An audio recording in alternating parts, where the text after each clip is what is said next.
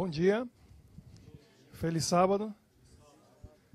Muito bem, hoje eu estou ouvindo vozes. É o outro sábado aqui que eu só ouvi uma voz. Cadê a Cazuê? Foi só a Cazuê que falou, feliz sábado. Parecia que só ela que veio à igreja. Hoje tem mais gente. Não adianta a gente estar aqui, mas o coração não está aqui, a mente não está aqui. A gente tem que tá ligado, né, no que está acontecendo. Porque é rápido, passa rápido. São alguns minutos. Uma vez na semana que a gente vem aqui ouvir a palavra de Deus. E o assunto de hoje já está aí, né? Fiel a toda prova. Ser fiel. Deus, ele está procurando pessoas fiéis. E Jesus vem buscar aqueles que são fiéis. O que é ser fiel? A palavra infidelidade chega dói, né? Não é ruim ouvir? Infiel, fulano é infiel. Né? Os árabes falam que todo mundo que não é árabe é o quê? Infiel. Seu infiel. Né? E quando, né, essa é uma palavra que a gente usa às vezes quando uma pessoa acaba acontecendo aquela outra palavra que a gente não gosta de ouvir, né? Traição. Não, fulano foi infiel. Para ficar mais suave, né? Porque a gente ouvia a palavra traição, dói mais ainda, né? Foi traído. Como dói, coisa ruim. Chega, né, a gente não gosta nem de falar, nem de ouvir essas palavras. E é isso que Deus precisa em cada um de nós. Fidelidade, pessoas fiéis. Se eu não sou fiel, o que eu estou fazendo com Deus? Eu estou, essa outra palavra que a gente não gosta de ouvir falar, né? Eu estou traindo a confiança de Deus, porque Deus é fiel. Ele é fiel. E aí, se eu não sou fiel a Deus, eu estou traindo, estou cometendo a traição.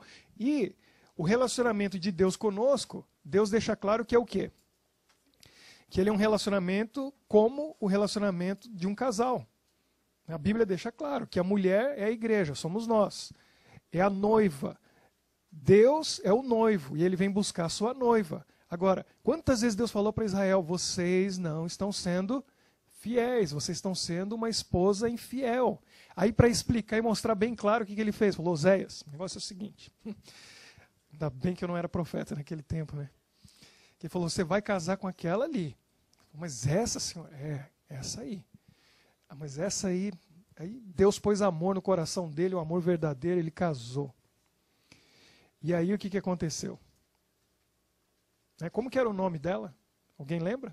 Alguém já leu o livro de Oséias? Não lembra? Gomer. Gomer era o nome da esposa de Oséias.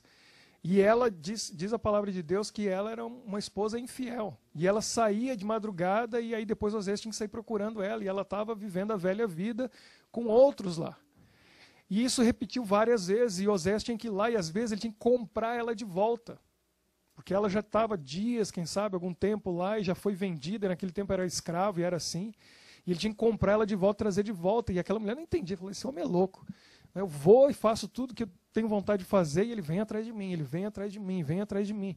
Até que chegou um ponto que Deus falou, Oséias, agora você vai e prega para esse povo e diz para eles assim, vocês são para mim como uma esposa infiel.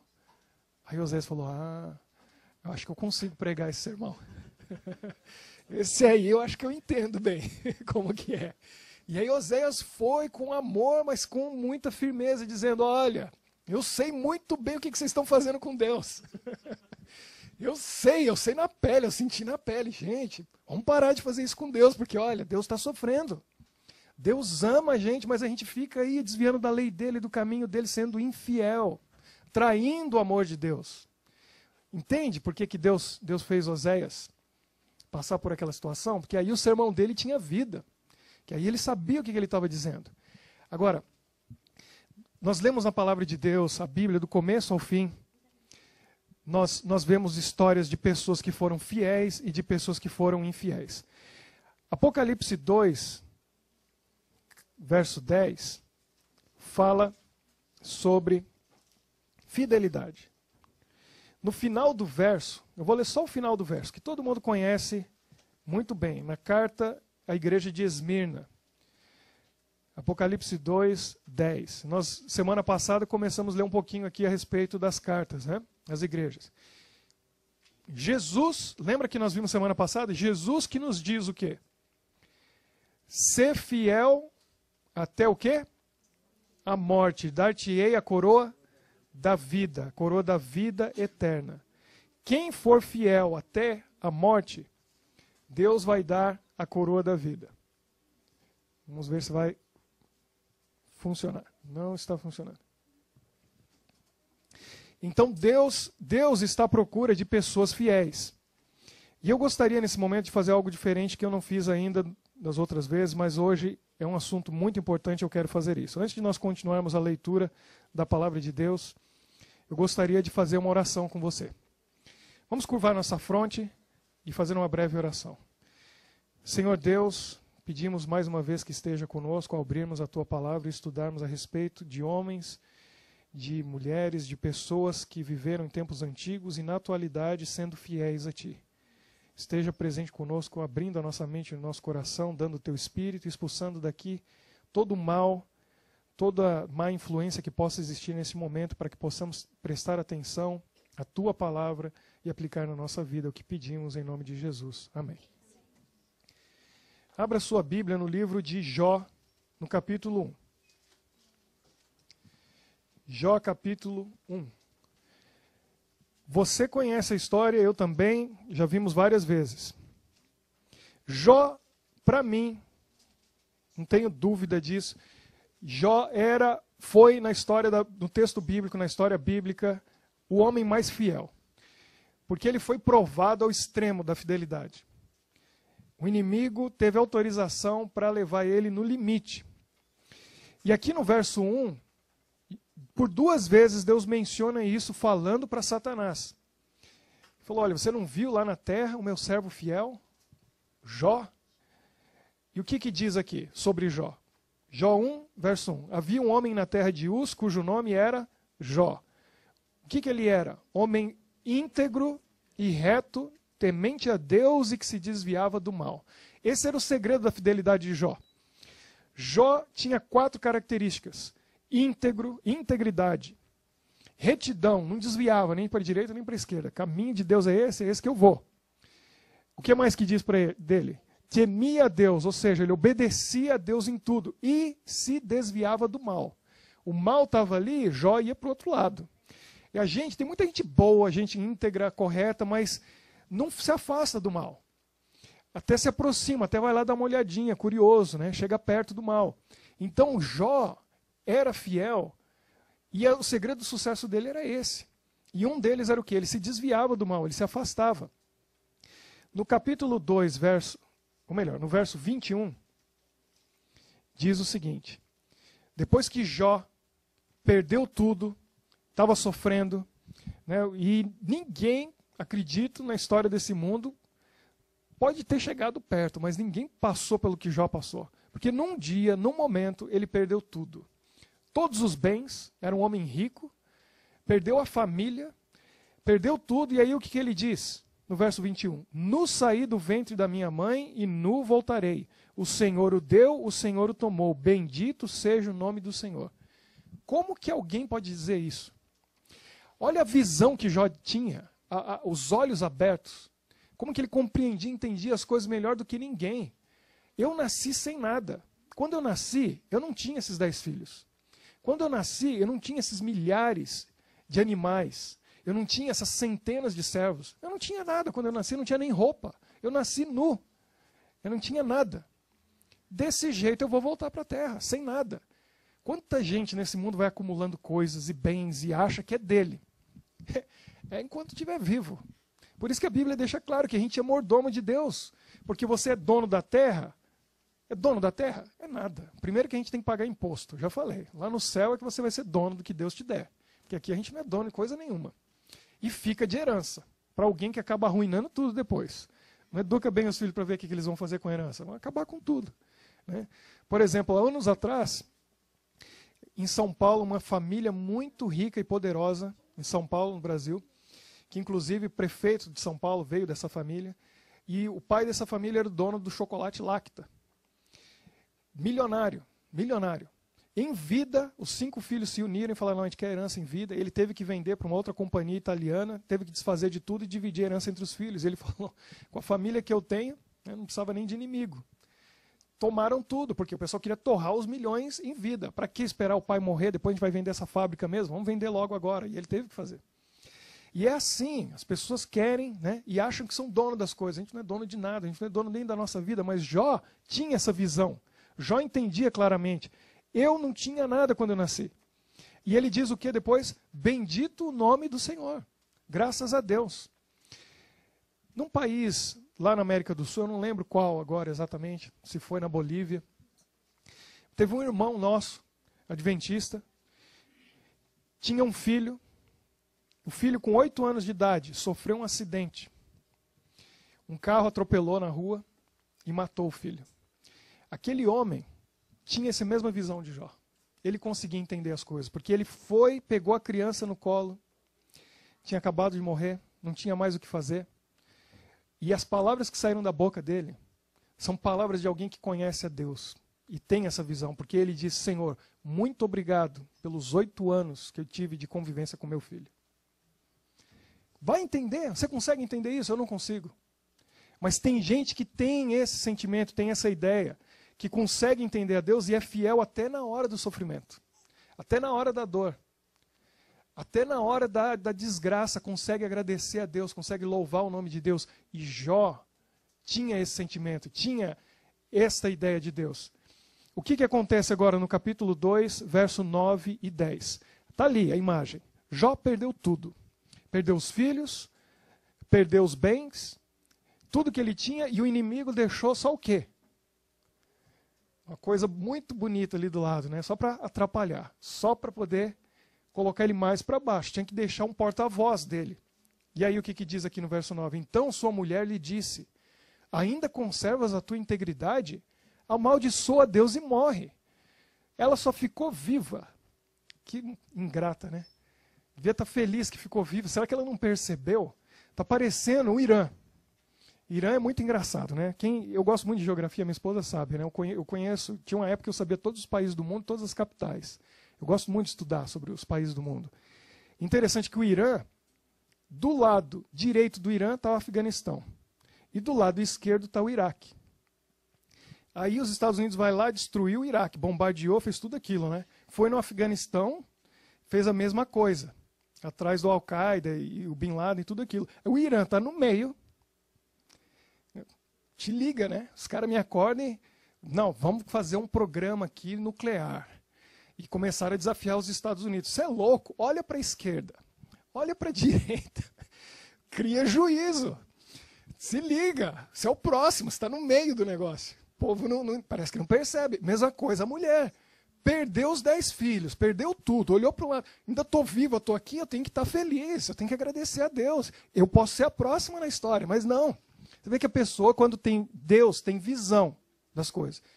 Quando não tem Deus, está cego. E lá estava ela cega, usada pelo inimigo, dizendo para ele: amaldiçoa Deus e morre, Jó.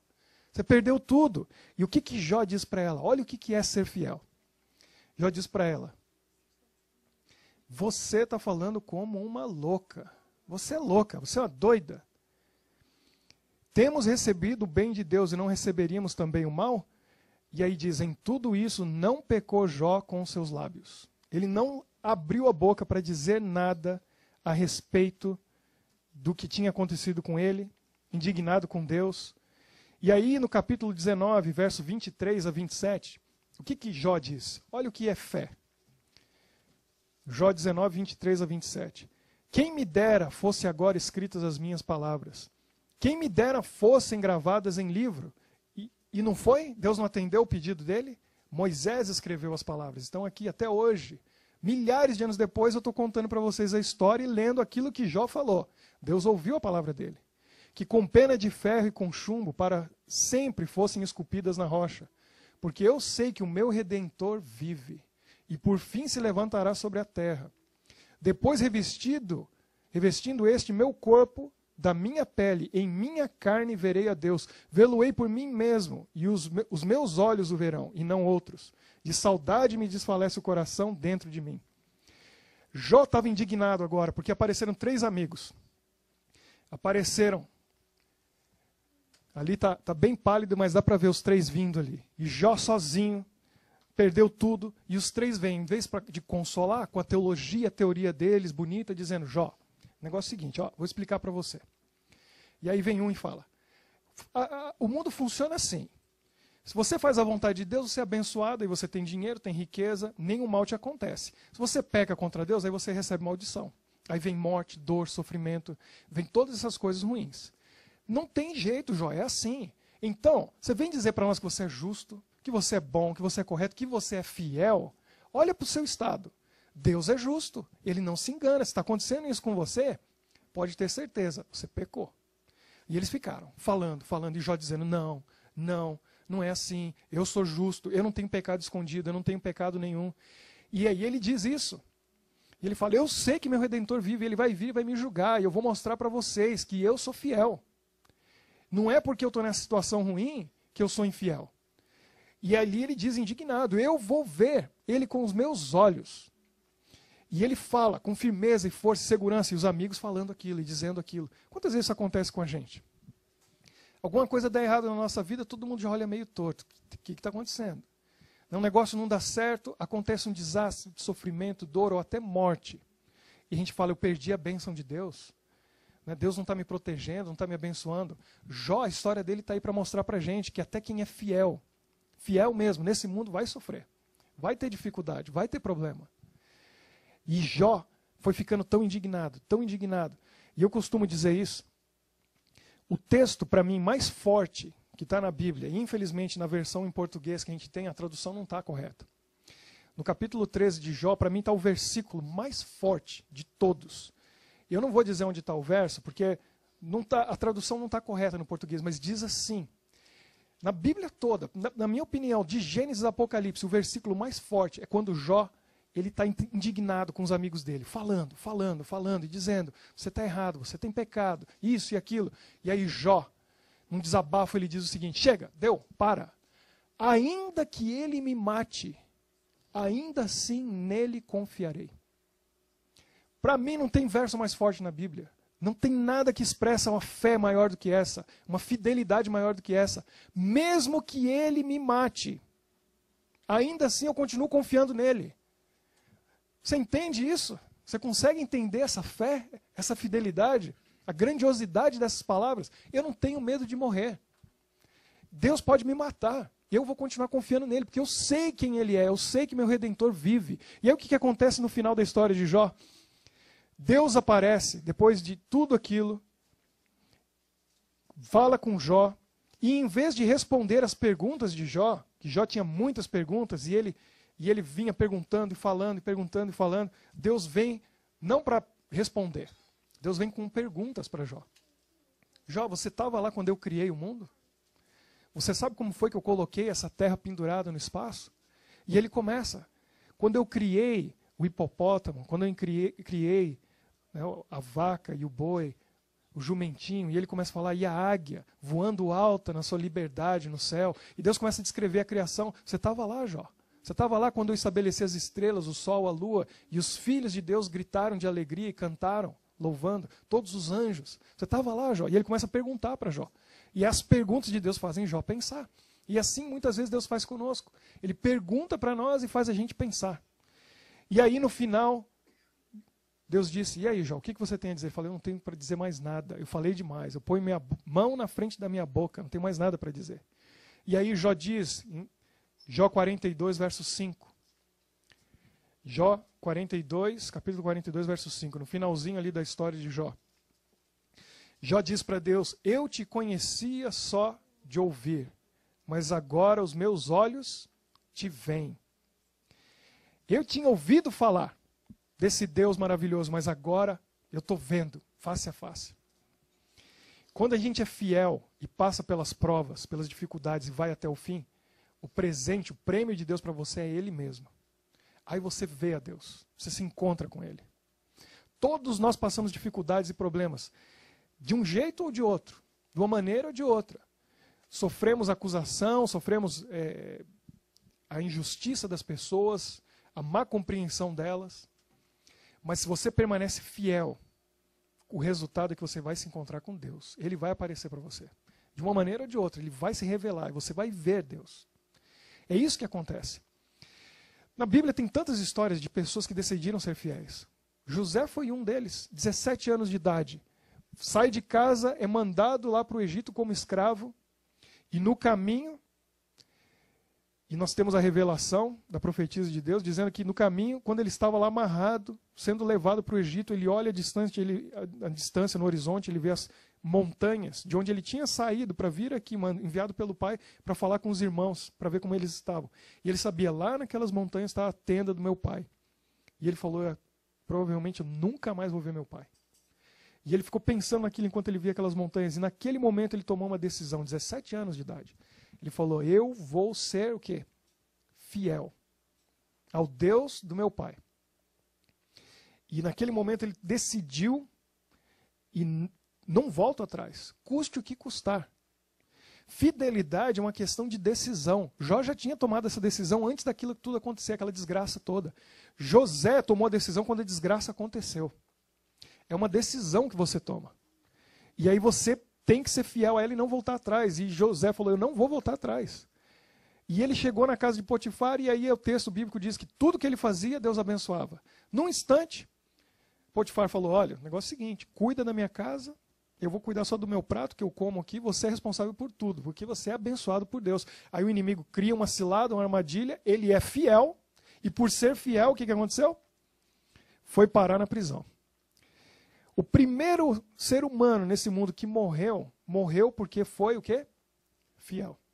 Ele deu a vida por ser fiel. Deus falou, o sacrifício é assim. Ele foi lá e fez. O irmão dele falou, não, não é bem assim.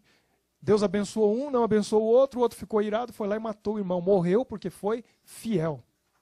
E José agora vai para a prisão. E você acha que ele ficou quanto tempo na prisão? Eu já perguntei isso aqui, mas quem que lembra a resposta? Quanto tempo José ficou na prisão? 6 meses? 1 ano? 2, 3, 4 anos, 5? Quanto que foi? 14 anos. 14 anos, José ficou na prisão por 14 anos. Dá para imaginar? O que é isso? 14 anos. E ele não sabia o final da história. A gente sabe. Para nós é fácil falar, beleza, ficou 14 anos, mas depois recebeu tudo com juros e correção monetária e muito mais. E ganhou na loteria. Qualquer um passaria por aquilo sabendo do final da história. Ele não sabia. E ele ficou lá 14 anos, só que ele tinha a bênção de Deus, que onde ele ia, né, como o Midas, né, o deus grego lá, que onde ele encostava, pum, virava ouro. Encostava, virava ouro. José era assim, ele tinha a bênção de Deus. Lá na prisão ele já era líder, já era chefe, colocavam tudo na mão dele. Coordena a prisão aí, o chefe da prisão falou, porque você é abençoado por Deus. E aí Deus faz o quê? Tira ele de lá, depois de 14 anos. Pior deve ter sido os 2 últimos, né? Porque quando ele achou que ia sair, contou a história do sonho do padeiro e do copeiro, ainda demorou mais 2 anos, até que o copeiro se lembrou, falou para o rei, para o faraó, né? O seu sonho, olha, eu sei alguém que pode revelar. Aí ele sai de lá e se torna governador do Egito. Só Deus para fazer isso. Esse foi o prêmio da fidelidade. Você foi fiel? Eu tenho um prêmio para você, tem uma recompensa. E Daniel? Mesma coisa, Daniel também tinha 17 anos. Foi também como escravo para a Babilônia, numa situação melhor, porque ele foi levado porque ele era de uma família nobre, ele tinha conhecimento, inteligência, falou, você vai ser um dos sábios aqui no meu reino. Nabucodonosor, muito experiente, muito sábio, pegava os jovens dos outros povos, os melhores, e colocava lá nele, né, no palácio com ele, para poder dar conselhos para ele. E aí Daniel e seus amigos decidiram o quê? A gente vai ser fiel. Estamos nesse palácio, comida deles aí parece ser boa e tal, mas eu não vou me contaminar com essa comida e bebida da mesa do rei. E em 2 semanas Deus fez um milagre. Por quê? Porque eles foram fiéis. Fidelidade. Agora, coisa bonita foi o que aconteceu com os amigos dele. A gente não sabe exatamente se Daniel tinha viajado, se ele tinha saído, mas o fato é que ele não estava ali. Porque se ele tivesse, nós temos certeza do quê? Ele estaria junto com seus amigos. Daniel, capítulo 3, conta a história dos seus amigos. O rei, dirigido pelo inimigo, constrói o quê? Uma estátua enorme de ouro. Pessoal, vocês vão ter que adorar essa estátua que representa mim, Nabucodonosor, e esse reino de ouro, que é o maior reino da terra. E aí vamos tocar a música aqui. Na hora que tocar, todo mundo se ajoelha e curva diante da minha estátua. E aí não deu outra, né? Tocou, todo mundo se ajoelhou, curvou a cabeça no chão. E aí não tem jeito de não ver quem está de pé. E os 3 lá em pé, numa boa. Só olhando. Que povo ignorante, né? Estava com pena deles. Olhou assim e falou, não, esse povo aí, que pena, não conhece o Deus verdadeiro. Se curvando diante dessa estátua. Não demorou nada, o texto bíblico, leia em casa depois, você vai ver. Alguém já foi correndo e falou, rei, o negócio é o seguinte, ó, teve 3 ali. Aquele pessoalzinho ali que veio lá daquela terra, que o senhor trouxe aí, ó, eles não se curvaram não. Nabucodonosor traz, e diz aqui que ele está virado, furioso, e mandou chamar os 3.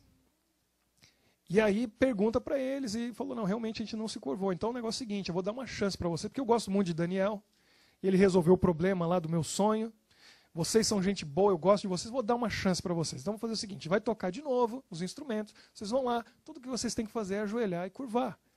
E aí se curva, porque se vocês não se curvarem, tá vendo aquela fornalha ali? Vocês vão parar lá dentro. E o negócio é o seguinte, quando vocês forem para lá, que Deus que vai livrar vocês do fogo da minha fornalha? Olha o que ele falou. Aí nessa hora, olha o que diz aqui, verso 16 a 18. Responderam Sadraque, Mesaque e Abdenego ao rei. Ó Nabucodonosor, quanto a isso, não necessitamos te responder.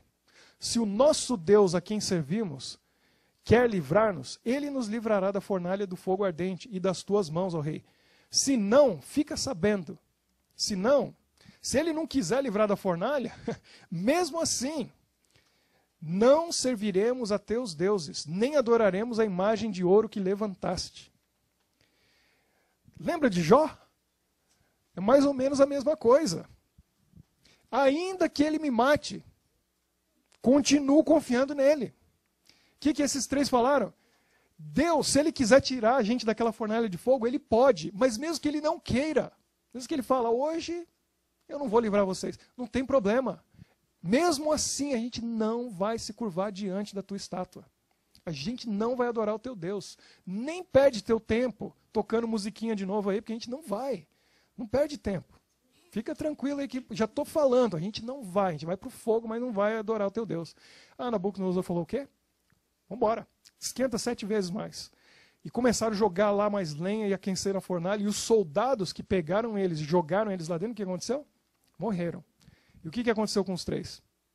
Nada. A única coisa que queimou foi as cordas que estavam amarrando eles. A roupa, quando eles saíram de lá, não tinha nem cheiro de queimado, de fumaça. E quando eles estão lá dentro, o que acontece? Quem que aparece? Verso 25, Nabucodonosor começou a olhar para dentro da fornalha e ele falou, peraí, não foi 3 que nós jogamos lá dentro? Verso 25, tornou ele e disse, eu, porém, vejo 4 homens soltos que andam passeando dentro do fogo sem nenhum dano, e o aspecto do quarto é semelhante ao filho dos deuses. Ele reconheceu que quem estava ali não era ser humano.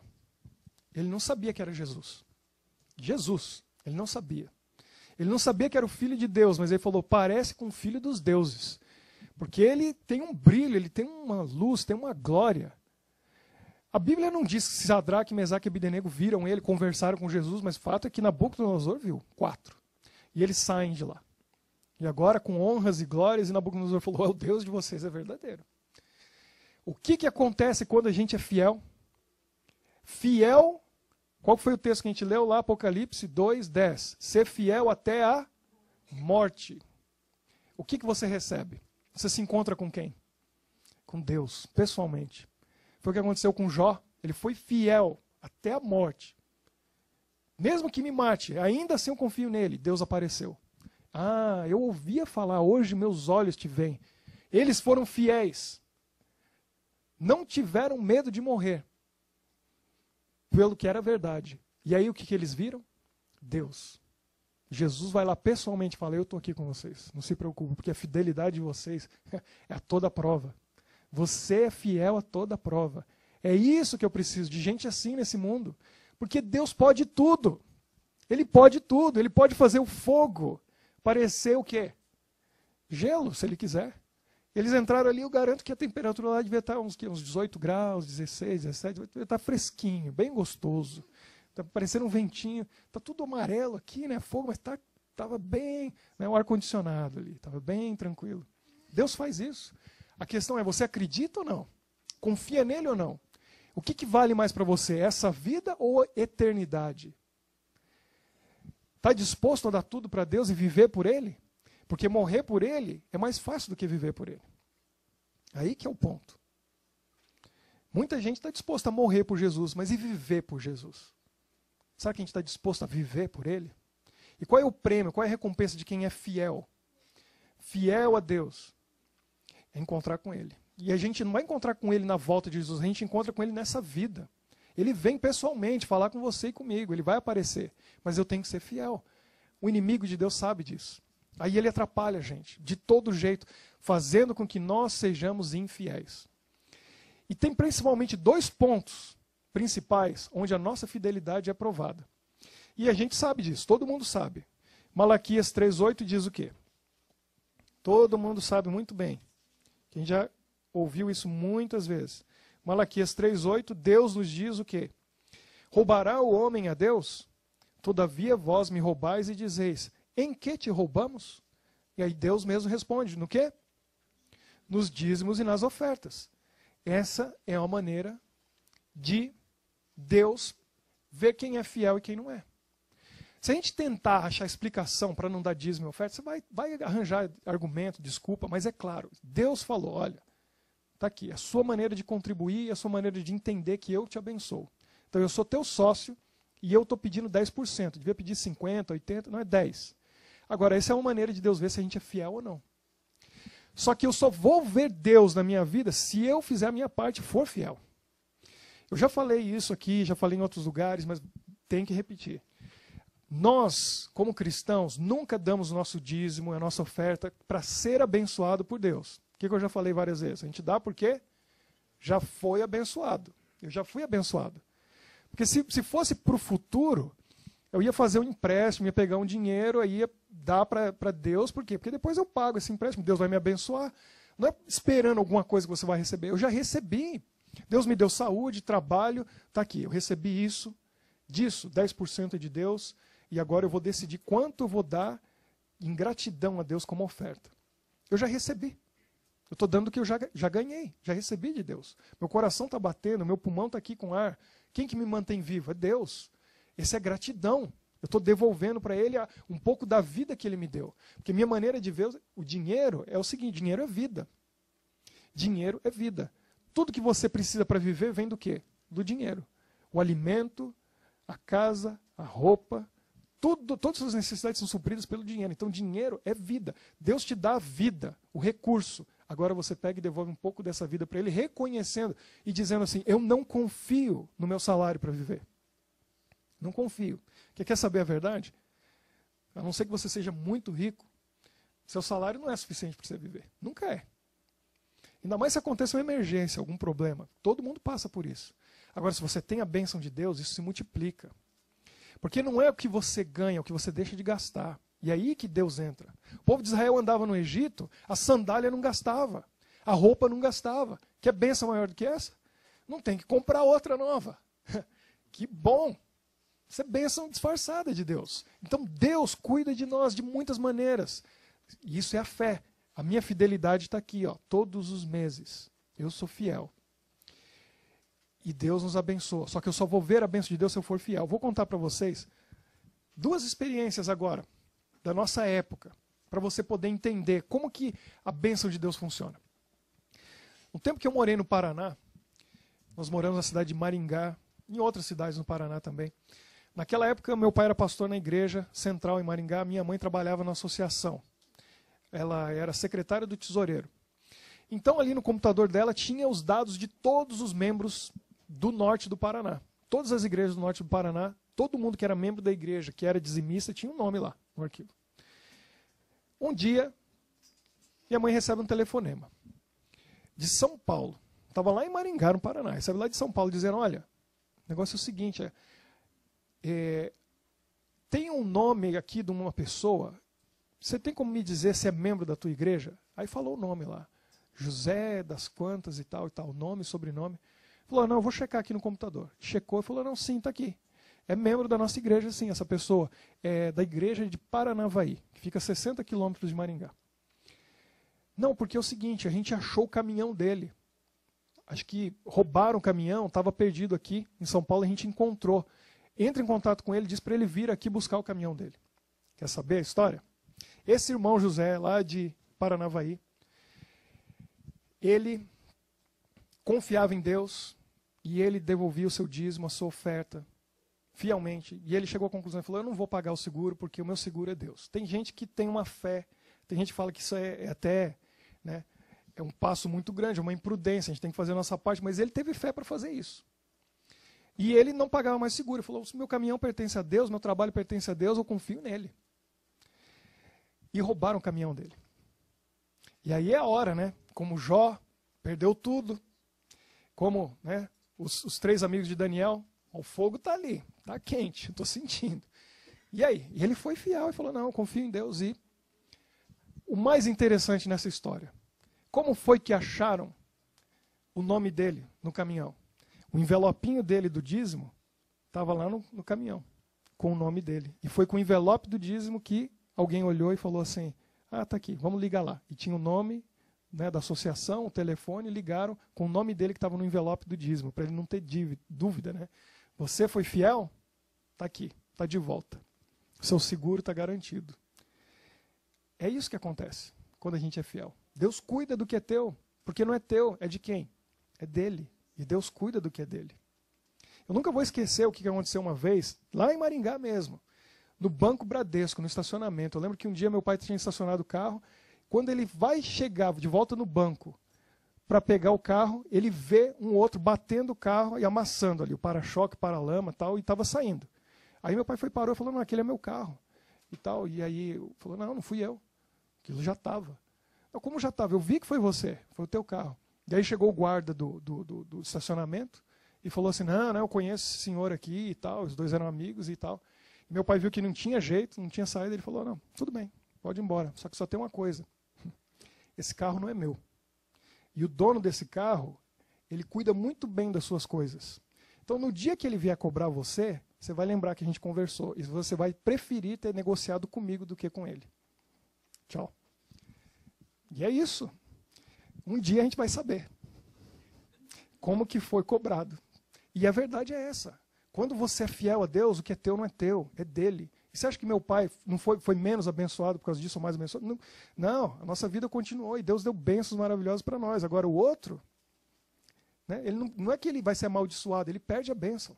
Perde a bênção de Deus. Então Deus cuida, protege do que é dele, dos filhos dele. E essa é a verdade. Eu nunca esqueci aquilo que meu pai disse, porque isso é verdade.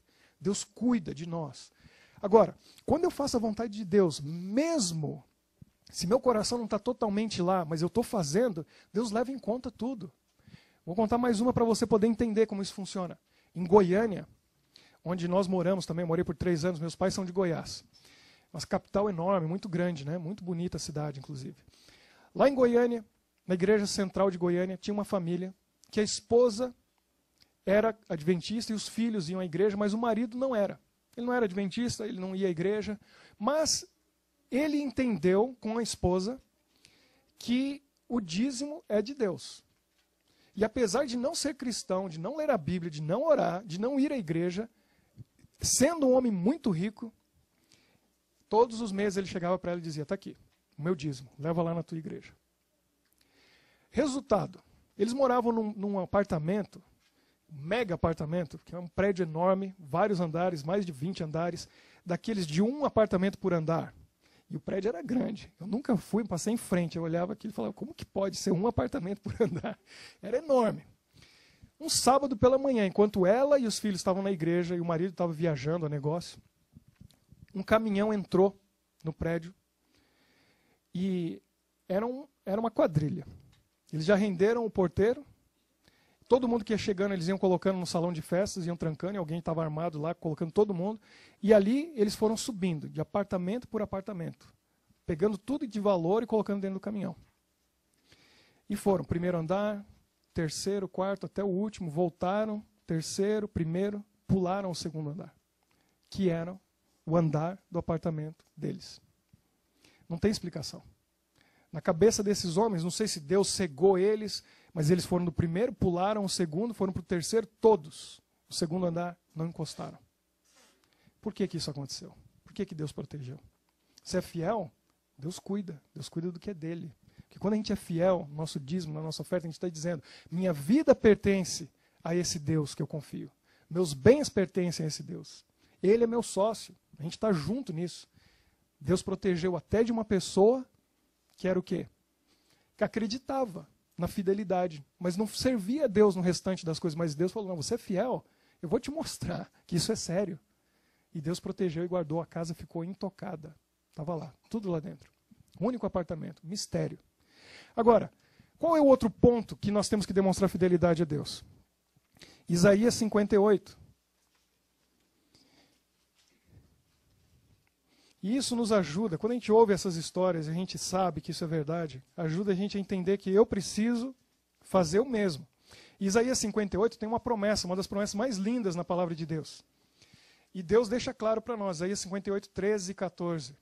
Se desviardes o pé de profanar o sábado e de cuidar dos teus próprios interesses do meu santo dia, se chamares ao sábado deleitoso e santo dia do Senhor, digno de honra, e honrares não seguindo os teus caminhos, não pretendendo fazer a tua própria vontade, nem falando palavras vãs, então te deleitarás no Senhor. Eu te farei cavalgar sobre os altos da terra, e te sustentarei com a herança de Jacó teu pai, porque a boca do Senhor o disse. Quem está dizendo é Deus. Eu estou dizendo para você, se você chamar o sábado de dia deleitoso, o que é isso? Dia de alegria. Dia de felicidade, é um dia de paz, de descanso. Se você tiver prazer no sábado, e eu não consigo entender até hoje como que tem gente que não entende a beleza do sábado. Porque Deus não está falando para você assim, Zé, vai trabalhar, dá duro. Você trabalha 8, 10 horas na semana, sábado você vai trabalhar 16. Quero ser dando duro. Deus não está falando isso, Ele não está pedindo uma coisa difícil. O que Ele está dizendo? Vai descansar. Vai descansar. Eu quero que você descanse. Eu quero que você faça o quê? Descanse fisicamente, mentalmente e espiritualmente. É isso que você precisa fazer. Então, o pedido de Deus, a ordem de Deus, o mandamento de Deus, não é nada ruim, é bom, é gostoso. Ele está pedindo uma coisa boa para nós. A gente tem dificuldade. Ele falou, se você chamar isso de o dia feliz, o dia de descanso, aí, nesse dia você deixa de fazer suas coisas, a sua vontade, vai fazer a minha, ouve a minha voz, tenha relacionamento comigo. O que eu vou fazer por você? Você vai cavalgar as alturas da terra. Quem guarda o sábado, respeita e obedece o sábado, Deus abençoa e coloca você no topo. Deus faz de você luz para brilhar e todo mundo vai ver. Essa é a recompensa de quem é fiel. Deus, como eu já falei algumas vezes, a gente tem que pensar bem nisso. Quando Ele criou o sábado lá no Jardim do Éden, Jesus vinha pessoalmente conversar com Adão e Eva todos os dias. No final do dia Ele chegava lá, colocava a mão no ombro de Adão, Eva, como foi o dia de vocês? Vamos conversar. E aí eles tinham aquele momento gostoso. Era o pai deles. Ele criou. E ele ia lá como quem se importa realmente para ouvir o que eles tinham para dizer. E começava a explicar para ele a criação. Olha, assim e tal. Vocês... No sábado, o que ele fazia? Ele não vinha no final do dia. Ele passava o dia inteiro. Era o dia de passar o dia com Deus. E é isso que Ele quer para nós até hoje. Ele quer que você esteja com Ele todos os dias, no seu culto, familiar, em casa, no trabalho, mas no sábado você esquece tudo e fica com Ele. Você passa o dia com Ele. É o dia de ter um relacionamento mais íntimo, mais pessoal, próximo. Quem ama, sabe como é. Quem começa a namorar, sabe como é. E às vezes um está estudando, o outro está trabalhando, mas você tem que ter um momento na semana que esquece tudo, deixa tudo, agora eu vou te dar atenção total. E aí fica lá com aquela pessoa, chega a sair faísca no olhar, né? Coloca a mão assim, pega a mão na mão do outro assim, parece que o sangue passa assim, vai fluindo, é um batimento só, né? O coração bate junto, o sangue parece estar correndo pela mão do outro.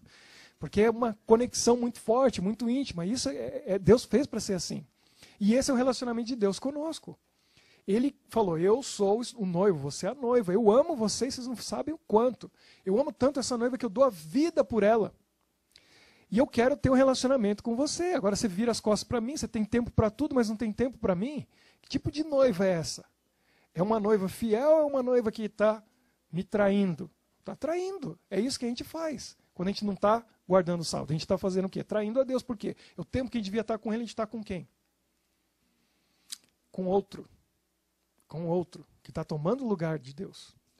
E então é essa fidelidade que Deus quer de nós. E Deus, ele tem recompensas maravilhosas para quem é fiel a ele. Você já viu isso em algum lugar? Acho que não, né? Para muita gente isso é novidade. Isso é um brasão, é lá do Brasil.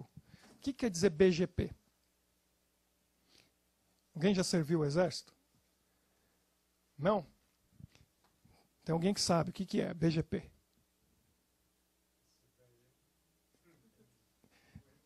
Então, BGP, Batalhão da Guarda Presidencial. Esse é o top do top no Brasil do Exército Brasileiro.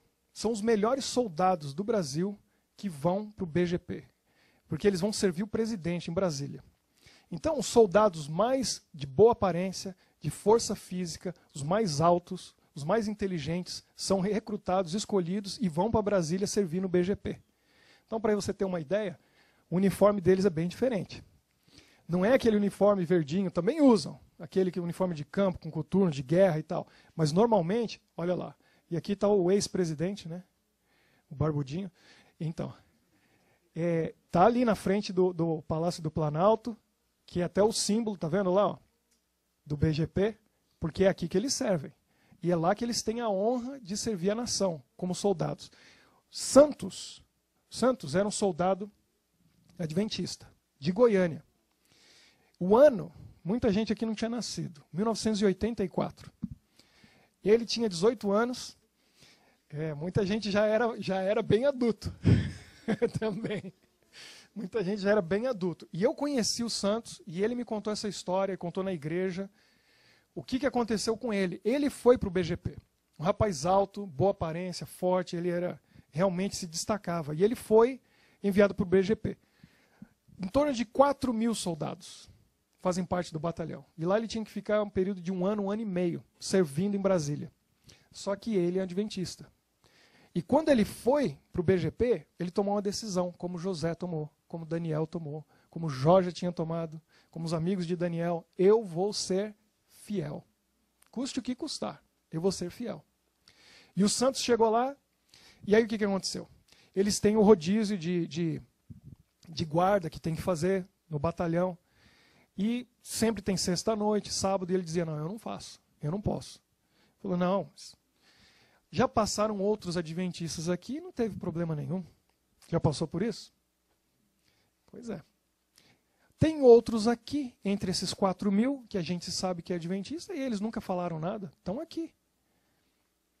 Recebi a ridicularização desses próprios e de outros evangélicos, dizendo, você é muito besta. 2 vezes ele foi preso. Teve que passar uma semana na cela.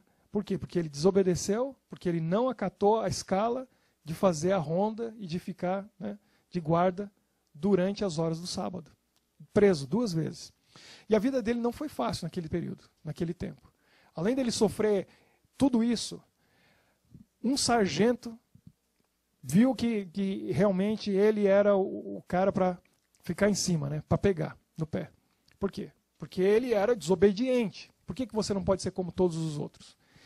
E aí, uma das coisas que esse sargento fazia com ele era o seguinte.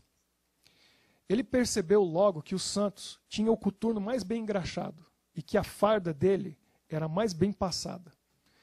Então ele falou, a partir de agora você vai acordar 4 horas da manhã e aí você vai todos os dias engraxar as minhas botas, o meu coturno, e você vai cuidar da minha farda para ela ficar igual à sua.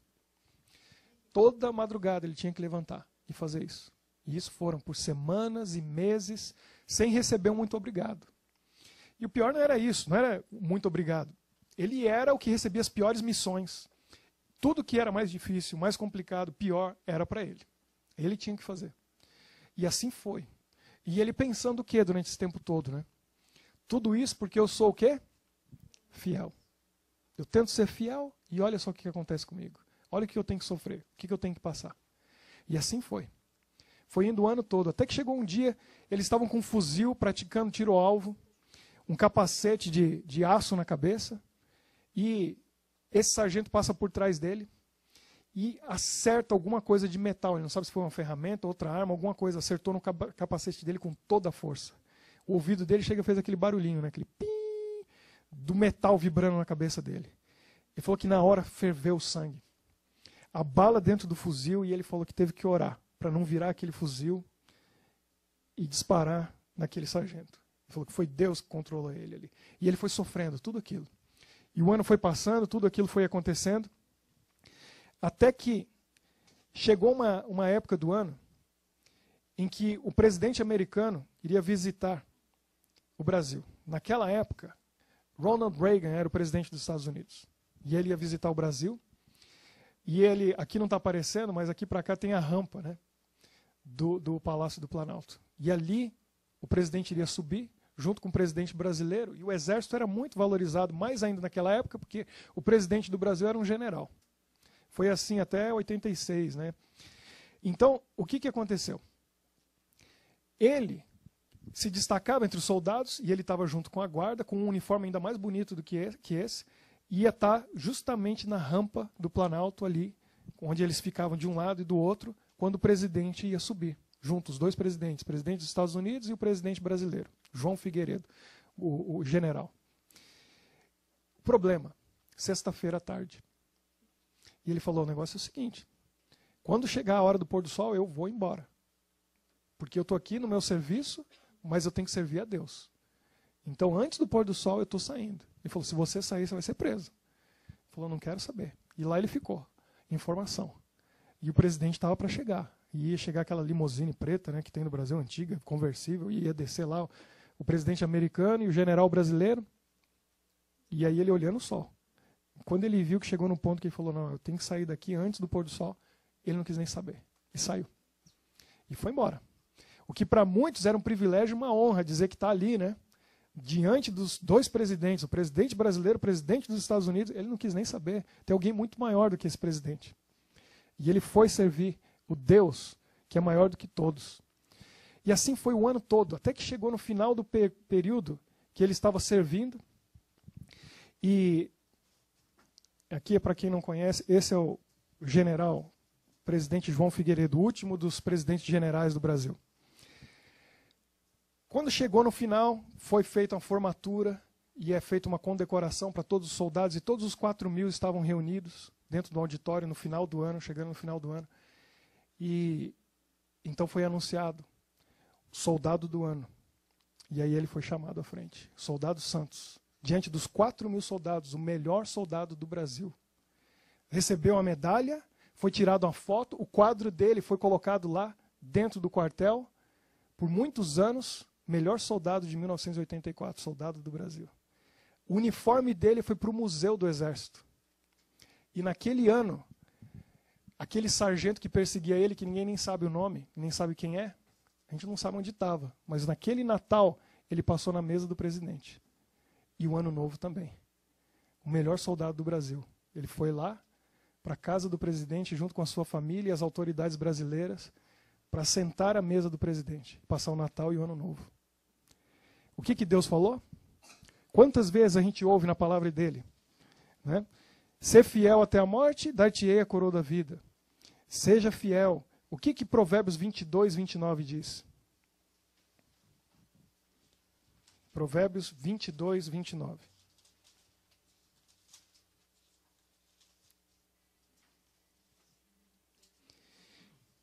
Vês um homem perito na sua obra? Perante reis será posto, não entre a plebe. Nossa parte é o quê? Fazer o nosso melhor, como ele fez. O soldado Santos fez o melhor. E ele foi colocado entre os reis, e não com os plebeus. José fez o melhor. Daniel fez o seu melhor. E o nosso melhor é coroado com a bênção de Deus. Mateus 25, 23 também nos diz o seguinte. Mateus 25, verso 23. Disse-lhe o Senhor, e isso Jesus nos dizendo, muito bem, servo bom e fiel. Foste o quê? Fiel no pouco, sobre o muito te colocarei. Entra no gozo do seu Senhor. É isso que Deus quer dizer para cada um de nós. Deus quer dizer para você e para mim. Você foi fiel no pouco, eu tenho muita coisa para você. Você é perito na sua obra, você faz o seu melhor, eu vou coroar o seu esforço com a minha bênção. Como fez com José, como fez com Daniel, como fez com os amigos de Daniel, como fez com Jó, como fez com os soldados santos. Você é fiel, no final, depois desse sofrimento e dor que você está enfrentando, eu vou aparecer pessoalmente. E eu vou mostrar para você quem eu sou. Vou mostrar para você e para os outros que estão te colocando para baixo, que estão te desprezando, quem é o Deus que você serve. E é isso que Deus espera de nós hoje. Deus olha para nós e diz, você tem que ser como meu filho Jesus. Seja fiel. Faça a sua parte, faça o seu melhor. Confie em mim. Entregue a sua vida para mim. Custe o que custar. Ser fiel até o quê? Morte. Não tenha nem medo de morrer. Se você entregar a sua vida a ponto de morrer por mim, você vai ver o que eu vou fazer com você. O que eu vou fazer por você. E quantas pessoas vão ser abençoadas através da sua vida. Mas eu preciso que você seja fiel. Fidelidade, como eu disse, é uma decisão que nós temos que tomar. José tomou na hora do desespero. Jó já tinha tomado antes. Não importa que momento que você está na sua vida. Hoje, agora é o momento de decidir. Eu vou ser fiel. Vai ser fácil? Não. Jesus já falou, não vai ser fácil. Mas no Salmo 23, Jesus falou o seguinte para nós, através de Davi. No mundo, você vai enfrentar vale, sombra e morte. E Davi falou, quando eu estiver no vale da sombra da morte, eu não vou o quê? Ter medo. Por quê? Porque tu estás comigo. E é isso que Deus diz para nós. Foi isso que ele mostrou para Jó e ele mostrou para os amigos de Daniel. Não se preocupem, eu estou aqui com você. Está difícil? Está duro? Não é fácil. Vale, sombra, morte. Não tema, eu estou com você. Pense na letra, medite na letra desse hino, que é a nossa resposta, é a nossa oração a Deus, para que nós possamos ser fiéis e obedecer a Ele e aquilo que Ele pede de cada um de nós. Amém.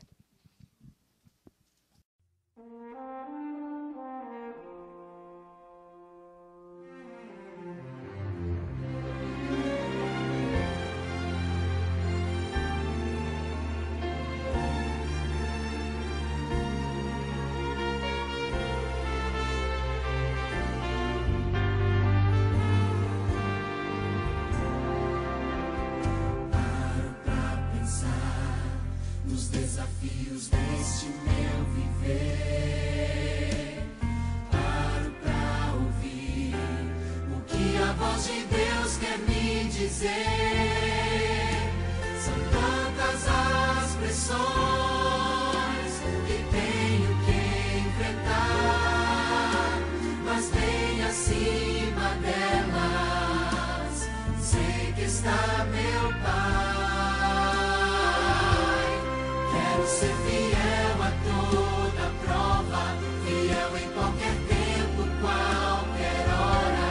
Quero ser fiel no que é pouco, para ser fiel no que é muito. Quero ser fiel a toda prova, não por uma mera obrigação, mas em resposta ao amor tão grande que um dia inundou